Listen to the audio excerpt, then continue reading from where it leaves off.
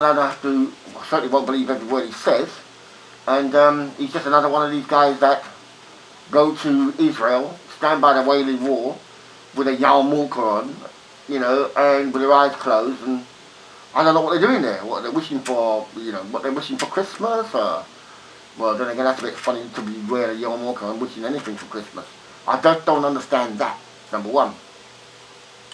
But he's just another president or big name person, politician, who's gone up there and done it. I just don't understand. Prince William did it the other day. I was like, what are you doing there? What are you doing there? Be that as it may. They don't like Trump because Trump is a little different to the direct controlled the bankers. Who are the bankers now? The Wall Street bankers have over Trump. That's not to say he's not controlled by a certain faction, but they don't seem to be able to curtail his Twitters. I don't do Twitter because I don't think you can get much sense across in a Twitter without somebody misconstruing the 140 characters, if it's still 140 characters. That's like clickbait. That's just, Twitter for me is asking for trouble to engage with it. And most people who say anything of any note on it, if it's not like, of course you can't contextualize it in such small sentence. So therefore, you're setting yourself up for an haranguing. I do not understand why people do it, but it's social media, and anything trivial, females love it. They love it. I mean, let them look at themselves and see the makeup and everybody's at it. And you look at any woman's Facebook, they're pushing up their lip, they're showing their ass, and they keep doing the same thing. I mean, there are guys who've got muscles and stuff like that, but not all of them are like, tricks in it and that. You've got it great. But they're so insecure in what they do, and this is where I differ with a lot of guys. I'm kind of drifting, and I suppose it's should have really made better notes rather than say Soros, hard Brexit, and Trump. So, alright, let me reflect before I move on to any other topic that I wish to. And big up Tommy Sotomayor. I understand from the last couple of videos, he looks like he's back on YouTube. But, so Soros, he's a Jewish banker, billionaire, speculator, culture vulture, or venture capitalist. And he's all that's wrong in a free society. Of course he's got the right to spend his money where he wants to spend his money. But I think Christianity needs to recognize that there is a group of people that do not like Christianity and have tried to do the Christian society over ever since its real inception. And that becomes clear once you know who Karl Marx is and what he said. And I've done an essay on this, and I've explained it pretty well. Because there are a lot of lefties who really don't read Karl Marx, have not read him. It's a bit like a lot of these professors, especially the females. They're Darwinian evolutionists, yet you know they haven't read Darwin. Because when I quote to Darwin, they get shocked. You know what I mean?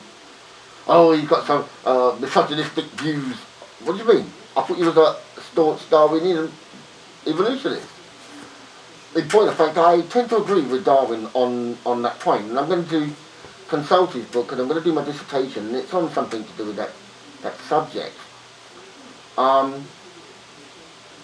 And so, in reflection, so Soros is up to no good, trying to undermine the Christian Western society, using his money to do so, buying influence and buying ignorant people. Black Lives Matter is fake. It's not even a good concept, okay? Especially when I was speaking on one of those fake community radio stations we have in London. This one's called Galaxy. And they were trying to talk about death in custody and how it's a bad thing. And I phoned in and I said, well, hang on a minute. Any death in police custody is a bad thing, but problem we're having at the moment is not police deaths in custody. It's the amount of kids stabbing kids on the streets of London. Now, if you're outraged of anything, can we have some to say about, oh, I've got to pay for this, cut me off. You see? Some people are paid just to want to support a movement without the common sense to think it through. Yes, I mean, there have been deaths in custody, or that didn't mean to laugh. It's not a laughing matter, it's a serious matter. But, come on, we're in record numbers of gang stabbings and shootings. More than anything, and who's doing it? It's not the police doing it, it's black and black. The same thing is worse in Jamaica, and even more worse in America. I mean, Chicago is off the chart, and that's Barack Obama's home state. It reached record levels. He had nothing to say. Nothing to say and did nothing about it. His home state, Chicago. Chicago has a history steeped in blood. From the days of Al Capone, Murder Inc., the Purple Gang. Murder Inc. was the Jewish mafioso, if you will. Purple Gang, again Jewish. Bugs Moran, the Irish boy, had a few Jews in the St. Valentine's Day massacre. About 3 of them were Jewish. They were killed. They were in Bugs Moran's gang. And when Al Capone was in Miami at the time, Florida, Bugs Moran said, nobody does it like Al Capone. And he promptly left. I'm out of here. I'm not doing this no more. This guy's too bad for me. And we all know what happened to Al Capone. Because that's one bad hombre. That's one bad hombre. He actually beat them. And I believe the gangs called for their masters to say, tell us how to beat him. And old Rothschild says, look, you stupid. He said he's a businessman. Check his taxes. Right? That's how you do it. Check his taxes. Don't let me get in your business. That's your affair. I've given you the state money. Now get out of my face and get it done. Okay?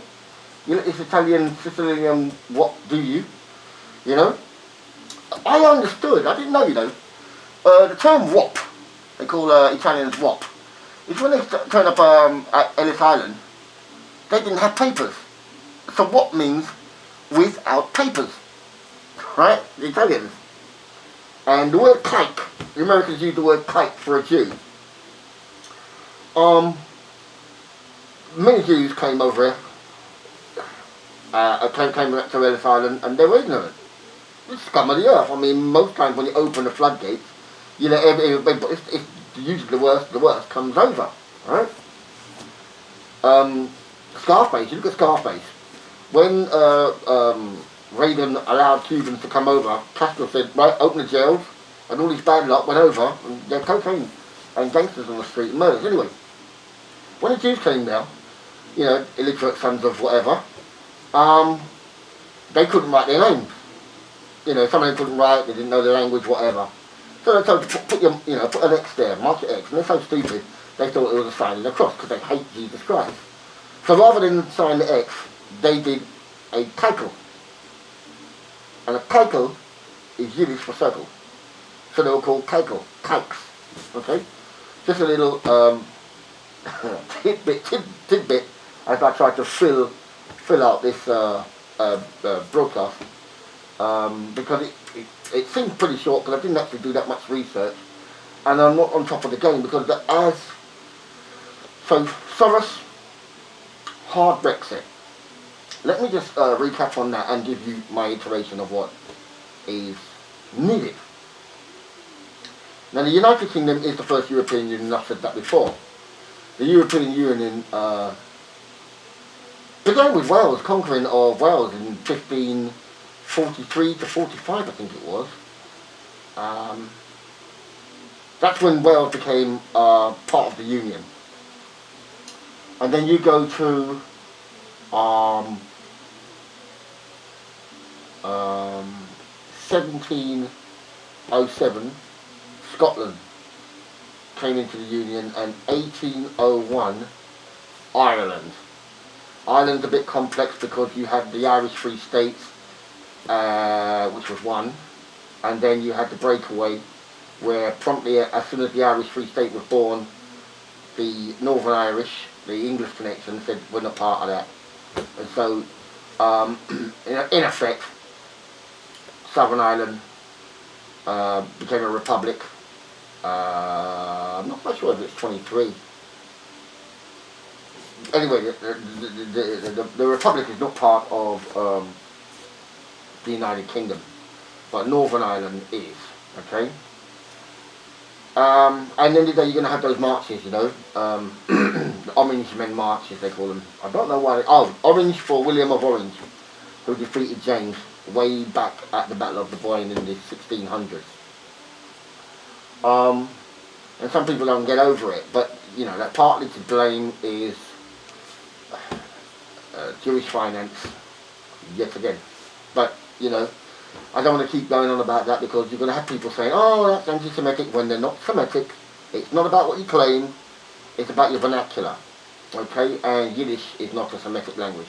So, be that as it may. I'm not here to have that discussion.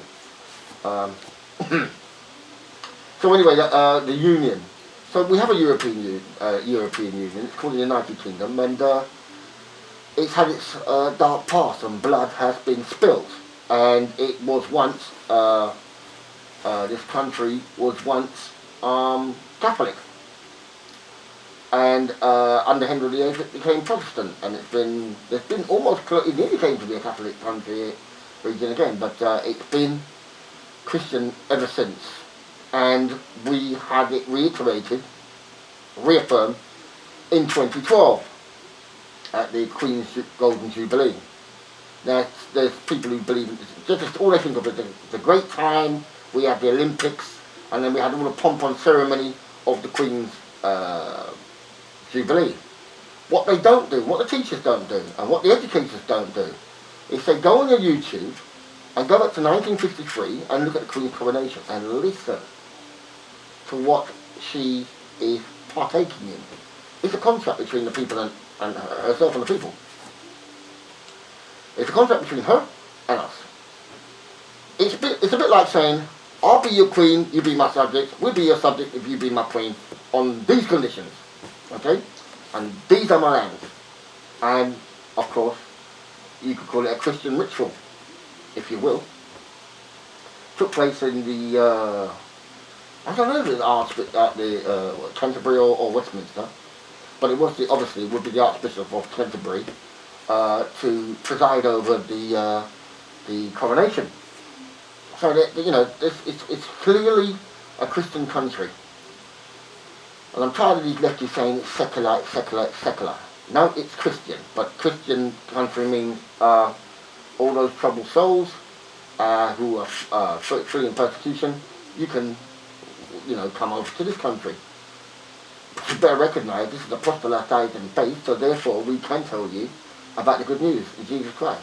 We could do that, knock on that Jehovah's door and do that. We don't do that, right? But I say we don't do that. I don't classify myself a Christian. I'm a creationist, but I do believe in Jesus Christ and God and His power. So Brexit, for me, means the sovereignty of this country. That it's a European Union and a Christian country. At least, it might not be the destination, but it's an arrow pointing in the right direction. If I were lost, then I need the arrow pointing me in the right direction. And that's what this country does. It points you in the right direction. Okay? And so I'm fine with that. It doesn't have all the answers. But you show me a country that does have all the answers. What, America? Are you kidding me? The land with the highest population of prisoners? Really? I don't think so. I truly don't think so. So, and understanding the history of this nation is vitally important as well. If you are taught from a Marxist perspective, you're being indoctrinated. There's huge swathes of data, writings, perspectives, arguments that you are unaware of as being totally dismissed. And so, you get this kind of like, I can't even call it it might be sixth form sophomoric debate coming towards you. These social justice warriors that think they know better. And they are very dismissive. You can listen to them, They want the floor to talk, but they don't want you to talk. And you can't have a conversation with them because they shout you down, talk over you, and they won't allow it, but you can talk to them. And then they walk away and say, he couldn't say nothing because we know we're right. You know what I mean? It's really sophomoric, you know what I mean? It's one barrage and violence as well. They come up with a caricature and they beat the caricature, the straw men down. And they say, see, serves you right. And you're like, serves you right. And then what, you know? Whatever the case may be. They're just vile people. They don't believe in freedom of speech. Only for them. And then they start to look for rules and laws and, you know, clever devices to stop you from talking or to say you can't say, so therefore your speech is truncated. In the meantime, they call you names and so forth. So, I've gone into detail. If you haven't seen my videos, just look back and look at the titles: Brexit, Sedition and Treason, Brexit, My Rights. We'll go into detail, a bit more detail, about the actual subject. So, and Trump. Well, when Trump, I mean, there was a lot going on when Trump was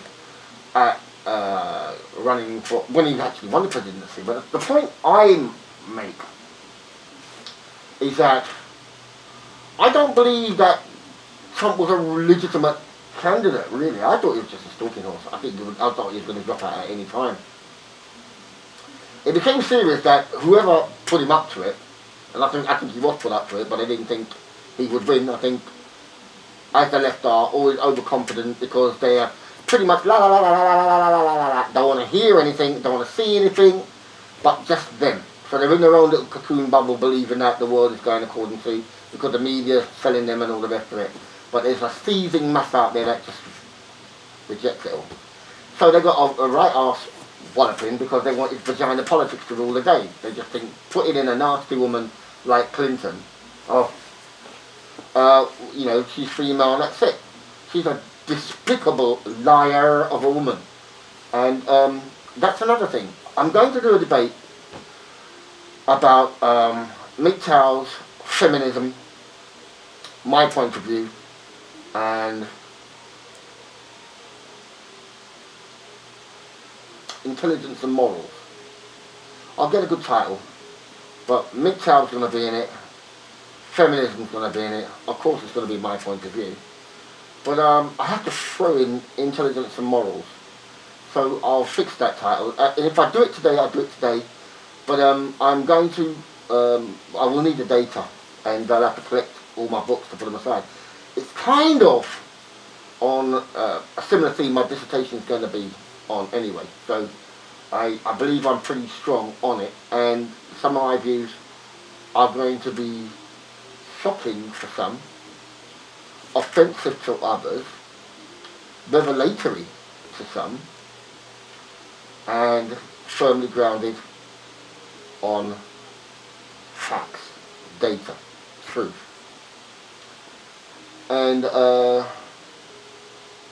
will use an ethic approach to my dissertation, as I will with the broadcast when that comes. So, Trump, it's Ben Carson. Ben Carson would have been the president. He had just taken the lead, and he started talking about foreign affairs. And he was worse than Marco Rubio. I mean, he was worse than all of those guys who were so pro-Israel. Oh, I'll do this for Israel. Oh, yeah, I'll smash every other country just for Israel. And the minute he started going on about how tough he was going to be for Israel, and overnight, he sunk like the proverbial lead balloon. They were liking everything that he was saying. He took the lead.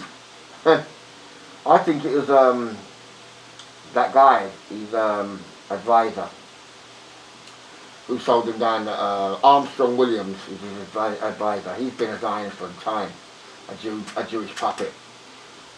He's pro-Israel, believe it or not. And I think that's when Carson started to jettison some of the guys that got him electoral. And he left with Armstrong Williams. And I think Armstrong Williams crashed the car, you know what I mean? Gave him the wrong coordinates on the map. And that was that. And then Trump just came back in and gained the presidency. Oh no, gained the candidacy. And eventually, I mean, a three-legged dog could have, should have represented the Democratic Party. Would have stood a better chance. But after Barack Obama, yes, I can, yes, we can, and change, and he lied. The biggest liar of all presidents. So it's very difficult for me to disrespect Donald Trump when I've had the fool of the 20th century, George W. Bush, and the biggest liar of the 20th century in Barack Obama. I mean, it can't get any worse with Trump. Really, it can't. I mean, every president and every prime minister seems to want to christen their premiership with a war. Now, the West sell you the war, but they're all illegal and they're all based on lies. I mean, Cameron's war was, Cameron and Clinton's was Gaddafi. Barack is in there too. Gaddafi. And the despicable Clinton said about Gaddafi, we came, we saw, and he died, and laughed about it. This is a man that stabilised his country, but he wanted to come up with an African central bank, which goes against the IMF. It would have made the IMF redundant. Putting a satellite in the space would have made the BBC, CNNs, and the West and their broadcast of the news redundant. It would have meant some independence for other African nations besides Libya. And he had his old gold bars, and they were going to run their currency in dinars, which makes the EU redundant, it makes the dollar redundant, it makes, for the first time, a possibility of Africa becoming a united, independent continent with the potential for all countries to be independent and serving itself and being a real power.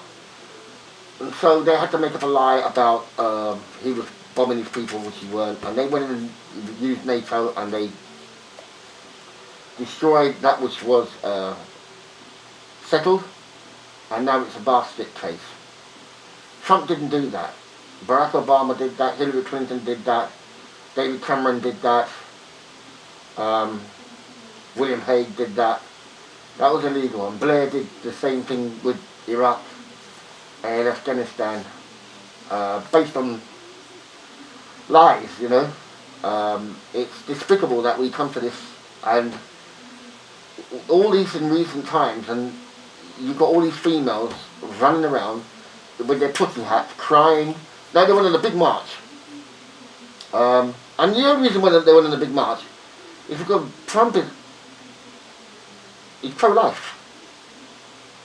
And all these whores, because that's what they are, they don't want to curb their sexual appetite.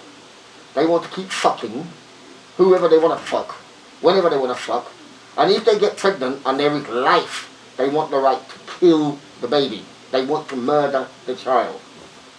Do you understand? It's irrelevant to them. They're a selfish bunch and despicable. That's the real reason why they came out with their pussy hats. It wasn't for anything else. I mean, how dare they say it's because he said grab them by the pussy? How do we get here? Because somebody's pussy got grabbed up. Somebody's pussy got grabbed up, rubbed up, and poked out. Let's be straight with it, man. This kind of, those are the ones who love it the most. Talk a good game, but the minute... oh dear, I did the research on women's behaviour, and what they say, and what they do. What they say, and what they do. What they say, and what they do. Right? So I think my dissertation will be very interesting. I can't wait to get past that. I'd like to write a little book. Why? Because I believe I'm good at what I do. And I don't see the reason why not. There's a lot of research out there that other books have done, but if I could take those bits and pieces and bring it together, we've got things going. So it looks like, it would appear like I'm sliding down to the discussion between, the female feminism and the patriarchy. I'm not going there. I'm going to do my own video on that. So we're talking about Trump and what he said about grabbing by the pussy. He didn't say I grabbed him by the pussy, by the way. And this is the thing that makes me sick. Did you hear what he said? It's a bit like Boris's bus. The Leave campaign had the bus, the 350 million. It's amazing you could put up 350 million, NHS, 350 million. There's other writing there saying exactly what it is. I had a discussion with a mate. I said to him, what? Did you actually read the bus? So I sent him, that idiot on TV, Raspek, he's a fool. This guy, Raspek, is on the television right now. He's at Hyde Park. I think they're covering Telford. Anyway, so I sent him the Boris bus. I said, now read it. I tell him what it said. Because they said, Boris lied. He said, 350 million per week's going to go into the NHS. Read the bus. Didn't say that at all. Didn't say that at all. And when he responded to me, he was, you could hear the So sometimes you've got to do your own due diligence and actually look at something and read something. And you're better off doing that. You'll make your mistakes, but you'll become better at it. And that's called discernment. And it's a gift from God. He gives you ears, nose to smell, mouth to taste and to speak. And a mind, your soul to weigh it up. Your spirit is where you actually come down on one side or the other in your doing.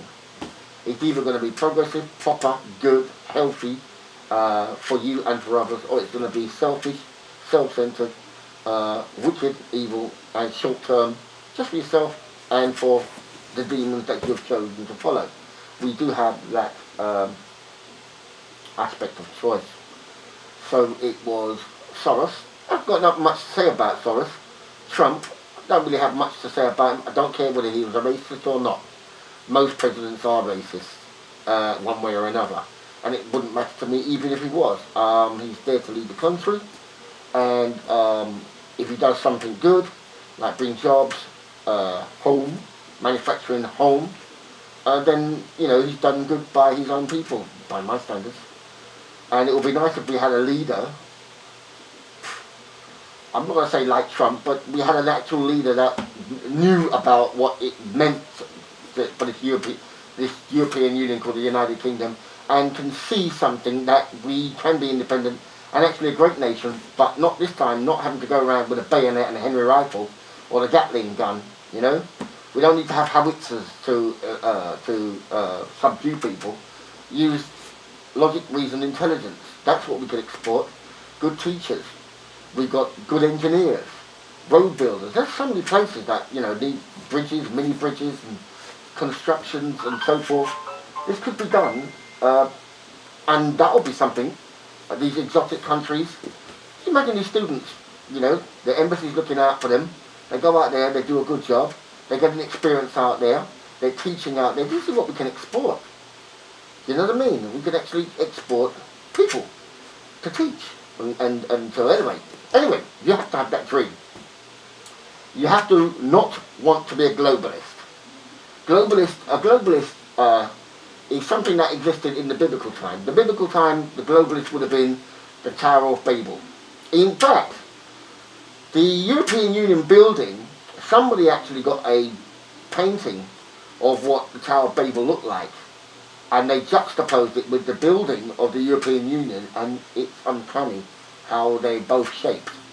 So it's the same thing, a globalist thing. If God wanted it, it would have been. If He wanted everybody to be one race, just one, then He would have made us so. But He didn't. He likes our difference, our idiosyncrasies, and He wants us to get on to understand one another, so that we understand exactly our place within this world and put Him first. So says that. Right. So, what was the other thing? Hard Brexit. It was Trump. No, it was Soros. Hard Brexit. Yes. So the hard Brexit is to leave the European Union with what the European Union wants to do. It's a failed project. Number one, there are individual nations that actually like being individual nations. That's going to come to the fore. Number two, the idea that you can open the gates of your border and let anybody in. I don't care whether they come from India, I don't care whether they come from Czechoslovakia, I don't care whether they come from Caribbean, or Africa, or China, or Thailand. You cannot do it with finite resources. That's number one.